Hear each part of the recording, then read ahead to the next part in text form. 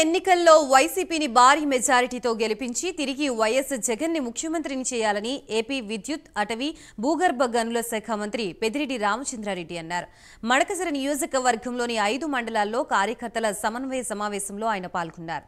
రాష్ట్రంలో ప్రతి మండలానికి వందల కోట్ల రూపాయల పథకాల ద్వారా ప్రజలకి లబ్ధి జరిగిందని తెలిపారు. ప్రజలు మా దృష్టికి ఏ సమస్యలు తీసుకొచ్చినా వెంటనే పరిష్కరిస్తామని రామచంద్రారెడ్డి తెలిపారు.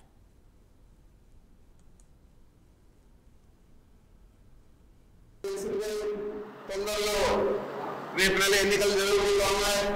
ఆ ఎన్నికల్లో మనం వైఎస్ఆర్ కాంగ్రెస్ పార్టీని గెలిపించి తిరిగి మన ప్రీతం నాయకులు మన ముఖ్యమంత్రి జగన్మోహన్ రెడ్డి గారిని తిరిగి ముఖ్యమంత్రిగా చేసుకోవడానికి మనం అందరూ సన్నద్ధంగా ఉండాలని చెప్పి ఈ సమావేశాన్ని ఏర్పాటు చేసుకున్నాం. ఇక్కడ ఉద్దేశించి మీ అందరికీ ప్రత్యేకంగా నేను ధన్యవాదాలు తెలుపుతున్నాను. ఏం చేయాలంటే మీరందరే ఈరోజు మన అభ్యర్థులను గెలిపించడానికి బాధ్యత తీసుకున్న నాయకులు, మీ అందరి ద్వారానే తప్పకుండా మీరు గెలవాలని కూడా కోరుకుంటా ఉన్నాను. కొన్ని సమావేశాల్లో మన